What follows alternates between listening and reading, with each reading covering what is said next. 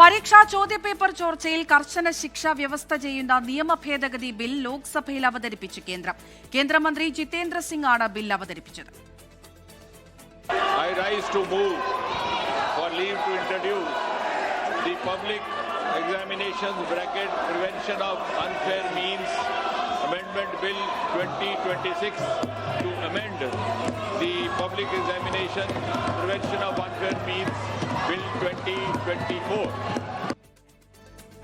ഡൽഹി സമരത്തിനെതിരായ പോലീസ് നടപടിയിൽ ആഭ്യന്തരമന്ത്രി അമിത്ഷാ മറുപടി പറയണമെന്നാവശ്യപ്പെട്ട് പ്രതിപക്ഷം പാർലമെന്റിനകത്തും പുറത്തും പ്രതിഷേധം തുടരുകയാണ്.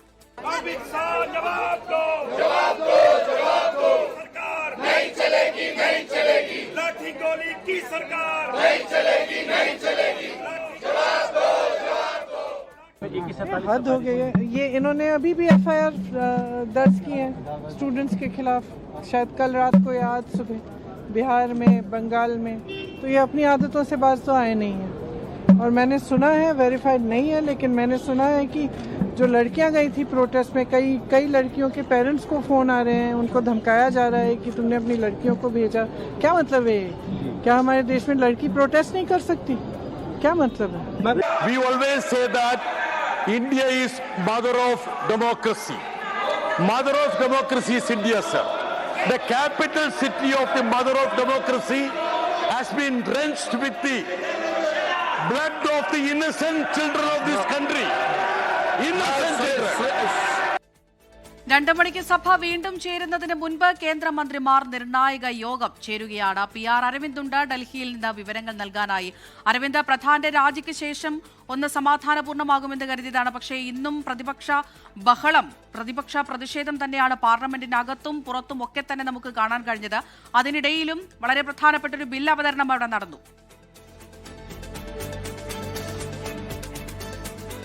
ധർമ്മേന്ദ്ര പ്രധാൻ രാജിവെച്ചെങ്കിലും പ്രതിഷേധം ശക്തമാക്കി തന്നെയാണ് പ്രതിപക്ഷ പാർട്ടികൾ മുന്നോട്ട് പോകുന്നത്. പ്രധാനമായും ഈ പാർലമെന്റ് മാർച്ചിലടക്കം വിദ്യാർത്ഥികൾക്ക് നേരെ നടന്ന പോലീസ് അതിക്രമത്തിൽ കേന്ദ്ര ആഭ്യന്തരമന്ത്രി ലോക്സഭയിലും രാജ്യസഭയിലും മറുപടി പറയണം എന്നതാണ് പ്രതിപക്ഷം ഇപ്പോൾ ആവശ്യപ്പെടുന്നത്. ഇത് അംഗീകരിക്കുന്നതുവരെ പ്രതിഷേധം തുടരുവാനും ഇപ്പോൾ പ്രതിപക്ഷം തീരുമാനിച്ചിട്ടുണ്ട്. 11 മണിക്ക് ലോക്സഭയും രാജ്യസഭയും ആരംഭിച്ചതിന് പിന്നാലെ പ്രതിഷേധം ശക്തമാവുകയായിരുന്നു. പിന്നീട് 12 മണിയിലേക്ക് സഭ നിർത്തിവെച്ചു. അതിനുശേഷം വീണ്ടും ചേർന്നപ്പോഴും ശക്തമായ പ്രതിഷേധം തുടർന്നതിന് പിന്നാലെ 2 മണിവരെ ഇപ്പോൾ ലോക്സഭയും രാജ്യസഭയും പിരിഞ്ഞിരിക്കുകയാണ്. അതിനിടയിൽ 12 മണിക്ക് പൊതുപരീക്ഷാ നിയമ ഭേദഗതി ബില്ല് കേന്ദ്ര സർക്കാർ പാർലമെന്റിൽ ലോക്സഭയിൽ അവതരിപ്പിച്ചിട്ടുണ്ട്. നമുക്കറിയാം, കർശന വ്യവസ്ഥകൾ നിയമം ശക്തമാക്കിയാണ് കേന്ദ്രം മുന്നോട്ട് പോകുന്നത്. ഈ ചോദ്യപേപ്പർ ചോർച്ച നടത്തുന്നവർക്ക് 2 മാസത്തിനുള്ളിൽ അന്വേഷണം പൂർത്തിയാക്കി 3 മാസത്തിനകം വിചാരണ നടപടികൾ പൂർത്തിയാക്കുന്ന അടക്കമുള്ള വ്യവസ്ഥകൾ ഇതിലുണ്ട്. 10 വർഷം തടവും 10 കോടി രൂപ തുടങ്ങിയ വലിയ പിഴ ശിക്ഷയാണ് ഈ ബില്ലിൽ ശുപാർശ ചെയ്തിരിക്കുന്നത്. ഇതിൽ ചർച്ച നടത്താൻ അനുവദിക്കണം എന്നൊരു ആവശ്യം ലോക്സഭാ സ്പീക്കർ അടക്കം ഉന്നയിച്ചെങ്കിലും അമിത്ഷാ മറുപടി പറയുന്നതുവരെ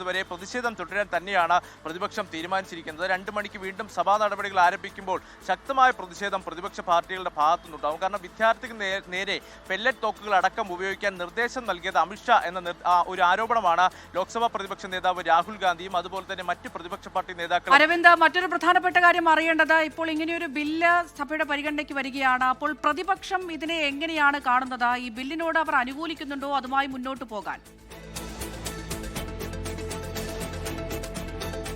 ബില്ലുമായി ബന്ധപ്പെട്ട ചർച്ചകളിൽ പങ്കെടുക്കാമെന്ന് പ്രതിപക്ഷം അറിയിച്ചിട്ടുണ്ട്. പക്ഷേ അവർ പ്രധാനമായും മുന്നോട്ട് വയ്ക്കുന്ന ആവശ്യമെന്ന് പറയുന്നത് വിദ്യാർത്ഥികൾക്ക് നേരെയുണ്ടായ അതിക്രമമാണ്. ആ അതിക്രമ വിഷയത്തിൽ കേന്ദ്ര ആഭ്യന്തരമന്ത്രി മറുപടി പറയണം.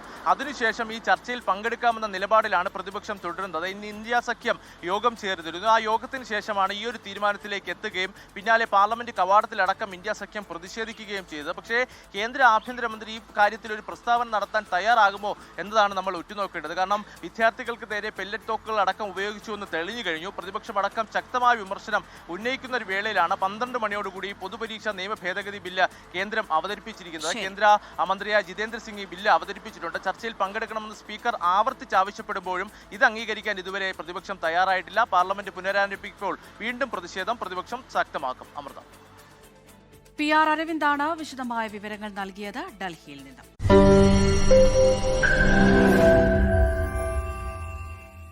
ലോകത്തെവിടെയായാലും ഏത് സമയത്തും 24 വാർത്തകളും ഓഗ്മെന്റഡ് റിയാലിറ്റി പാക്കേജുകളും എക്സ്പ്ലെയിനറുകളും വിശദമായി കാണാൻ ഞങ്ങളുടെ YouTube ചാനൽ നിങ്ങൾക്ക് സബ്സ്ക്രൈബ് ചെയ്യാം.